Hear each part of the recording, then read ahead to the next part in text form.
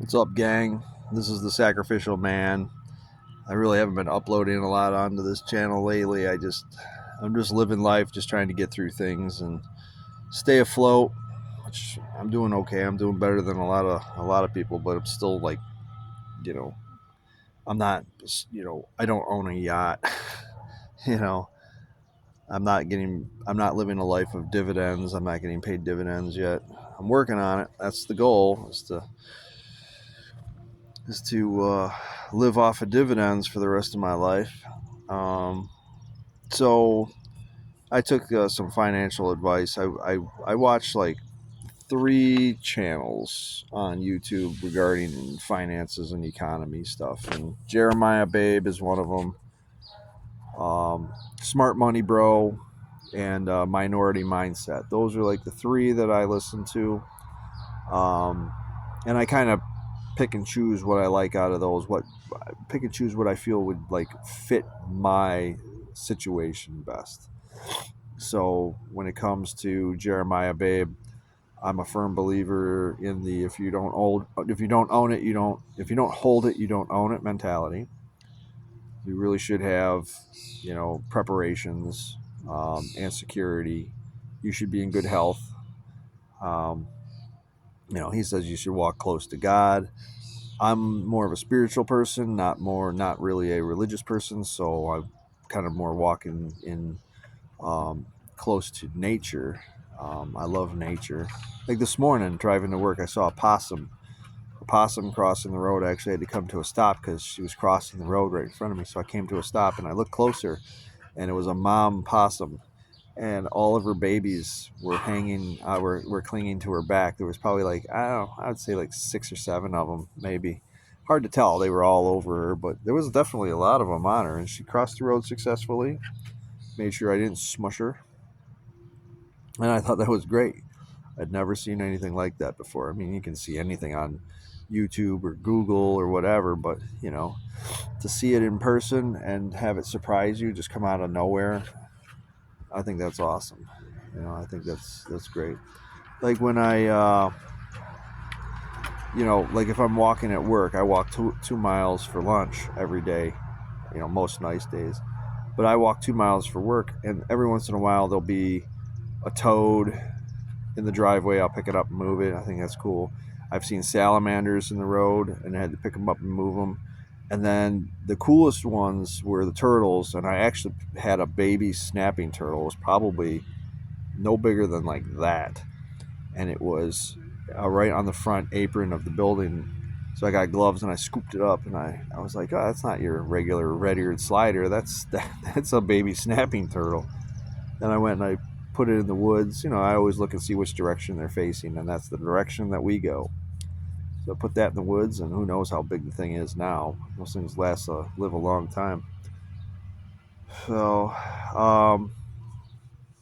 to get back to what I was talking originally, so it was Jeremiah Babe, which I was telling you ties into the spiritual stuff, being financially prepared, being prepared with food, water, energy. Like I have a generator. I have wood for my wood stove. I probably have a good 2 years worth of wood here, with more that I can split. That probably get me up to 3 or 4 years at that point if I needed to. If I had to exclusively run off of wood, I probably am good up to about 4 years worth of wood here. Um, Obviously, you want to have security in the form of a pew pew. So I think I've covered all those bases. Smart Money Bro talks about kind of the same thing that Minority Mindset talks about, like an investing kind of point of view. Because I'm not afraid to invest my money. I don't invest a lot of money because I don't have a lot of money to invest right yet. I just finished paying off the car last month. So this was the first month where I didn't have a car payment. And that felt nice. Believe me, that felt nice. That's freedom right there, man. And I got a taste of that, and I'm addicted now. I'm addicted to the idea of freedom, and but it makes me restless, and I'll explain that in a little bit. But the idea of freedom is what I'm interested in buying the most of, and every chance that I can get to buy a little bit more of my own freedom from the system, from life, from having to go to my current job, which I cannot stand.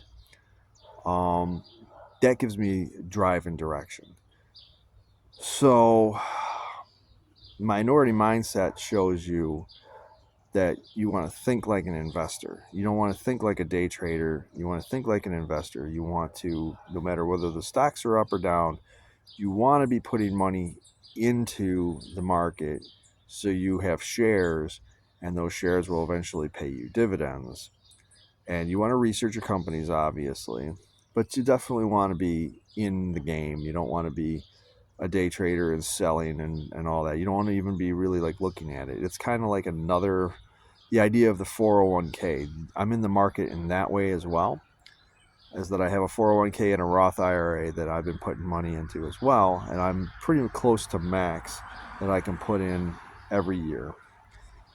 And I screwed myself. I left my company that I'd been with for 9 years back in 2021, and I closed out my 401k afraid that the market was going to tank and I was going to lose everything. I wish I had probably had stayed in it, but I did get wise when I used the money. I didn't go out and buy stupid stuff.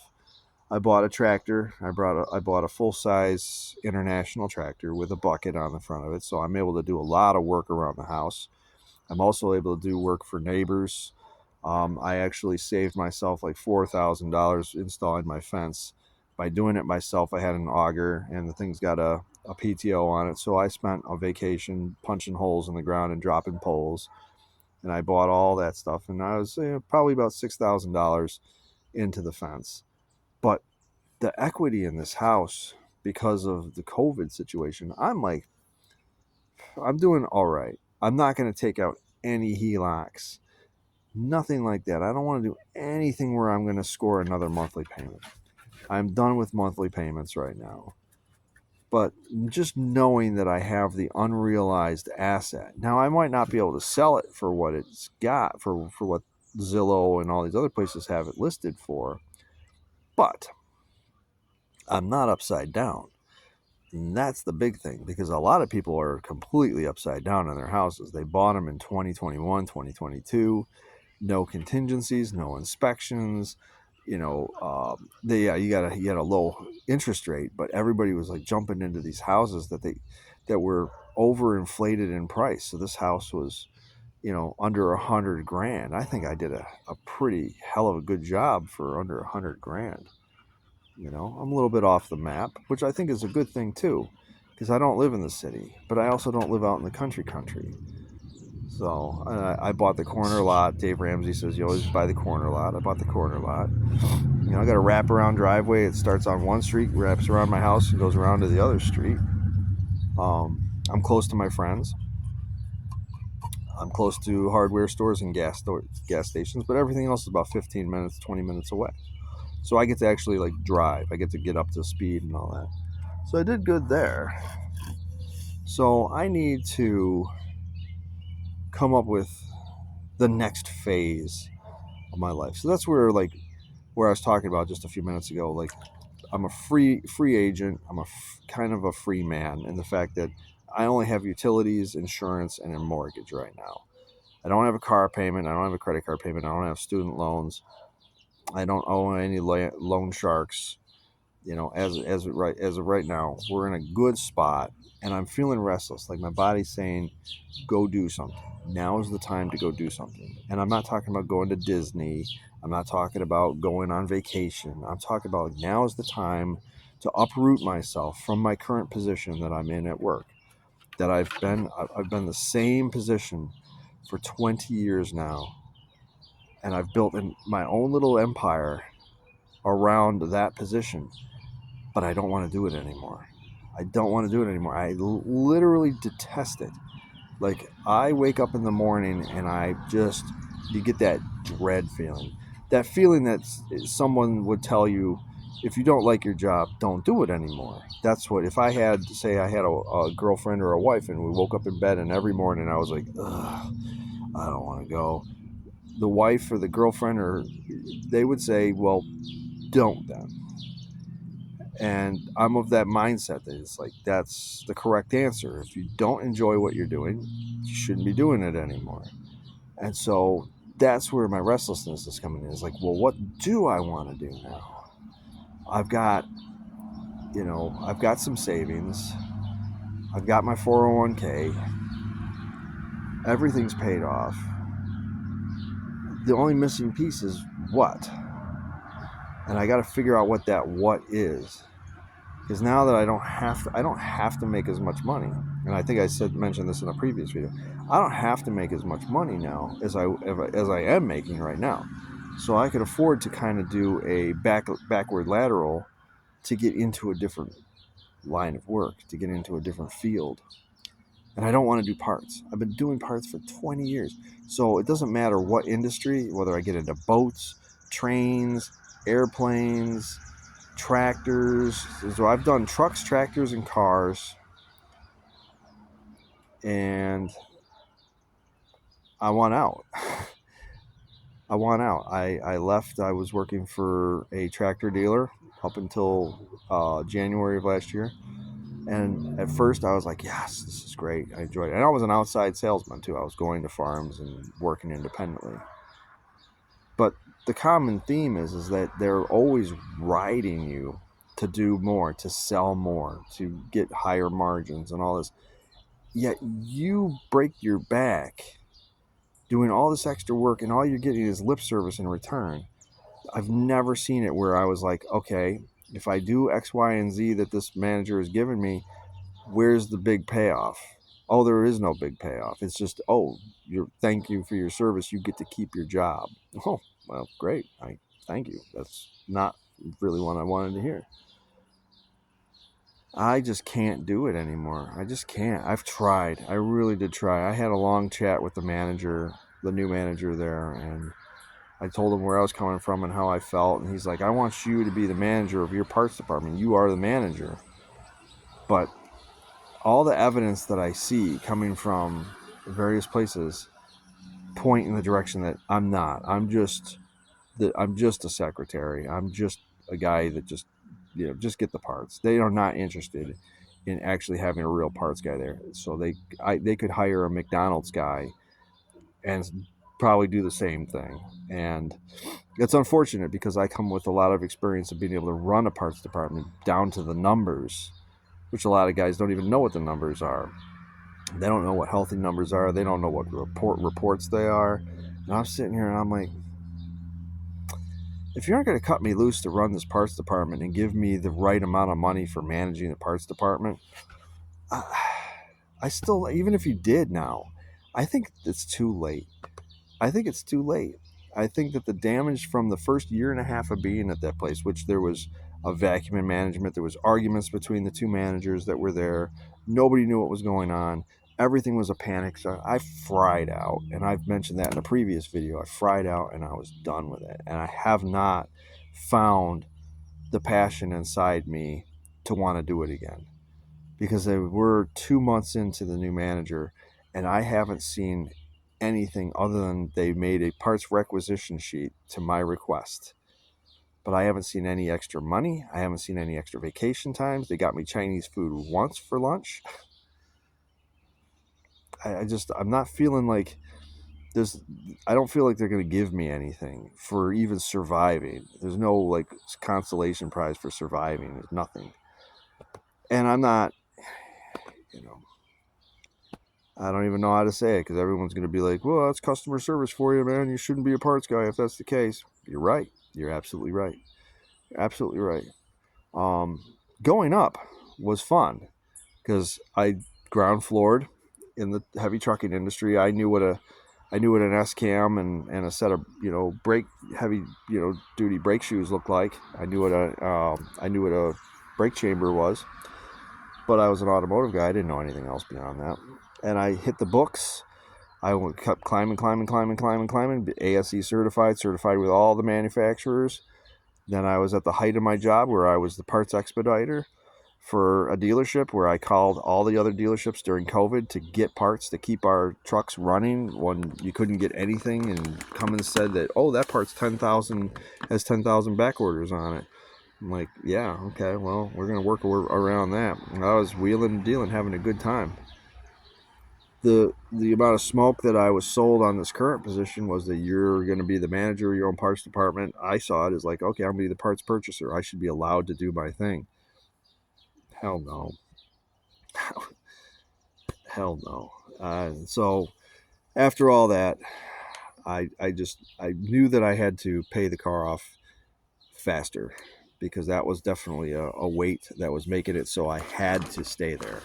Not that the car was expensive, I was only paying $230 a month, but I still wanted to make sure I had plenty of room because I have 3 dogs here, and one's a 2-time cancer patient, cancer survivor. The other one's a puppy who I don't really pay anything for because the rescue takes care of him. He's a foster, so the rescue takes care of him. But I have my middle-aged dog who's laying on the floor right here next to me. And I want the best for them too. So I don't want to be like, well, Papa's broke because he took a job at the gas station getting $16 an hour and he only works 25 hours a week, and now he's screwed. I don't want to be in that position. I want to be able to do what I want when I want. And I'm not gonna, I have no kids. I don't plan on having any kids, no wife. I don't have to pay for any of that. So I really do have a lot of open-ended options here. And I know I'm restless and I know I want to do something. But I haven't heard the whisper to tell me what that something is. And I went to, like 2 weeks ago, I think it was 2 weeks ago. 2 weeks ago, I went to a workforce, they call it the Workforce Development Center. And I thought that it was like something for everybody, anybody. Like, I want to do something else in my life, like career development. Like, just sit down and talk to somebody and be like, I want to do something different with my life. And, and I want to see what you think, like do a personality test and see what I'd be most suited for. And they couldn't help me. That place was more geared towards helping convicts and druggies find a job, even if it's like a low key, job. They hire crackheads or whatever, or recovering crackheads. And that's all they knew what to do, because they pointed at a sign and said, "Here, there's a whole bunch of classes that you can take, and all you got to do is qualify." I'm like, "Oh, what do I got to do to qualify?" They're like, "Well, you have to have a felony, you have to be a recovering addict." And I'm like, well, we got a problem. I mean, should I go out and commit a felony right in the parking lot and then come back in and be like, well, I qualify now. I got the felony. Wow, you need to smoke some crack. I'm like, well, I have to draw the line somewhere. Yes, I can't do that. Why would you want me to do that? Just to go into rehab? So I realized that very early on, sitting there. Excuse me, that this place was not going to be able to help me as much as I had hoped. But I did walk away with a couple options. But I don't know. That's one of those things where I'm just like, it's like cars. You'll know what the right one when you see it. And so far, like with the way this economy is going, everything's trash. I mean, there's some companies that do like foam production and stuff like that, and I could go and work like second or third shift just standing in front of a machine just packing foam all day, probably make 23 bucks an hour doing it, which would be fine, but I gotta stand for 10 hours packing stuff, and I don't want to stand for 10 hours. That's like slave labor. And I don't think they hire part-time, because I would do part-time. I'd be like, okay, well, I'm not going to come in and do full-time. I'm going to do 20 hours. And they'd be like, no, we need you here for 38 hours. We need you here for 45 hours. And I'll be like, well, 45 hours and I'm still making nut pennies on the dollar. I just can't do that. So I think if I make a move, I want to make the right move. I do. I want to make the right move. And I just have not heard my ghost has not spoken to me. And I don't know what that move is. I've heard a couple ideas, like ambulance driver, if I could find that. If I could even get into that. I don't know if I'm qualified for that. I know I could get qualified to do that. Man, the bugs are bad out here today. Could be qualified to do that, but I don't know if I'm able to. So, but I'm gonna leave you guys with that. I'm just feeling restless. I don't really know what the future is gonna hold for me. I'm kind of I just know I need to make a change, and I just figured I would, turn on the camera and just talk to you guys. So if you got any suggestions, like, share, and subscribe. Let me know down in the comment section down below, and I'll see you soon. Later.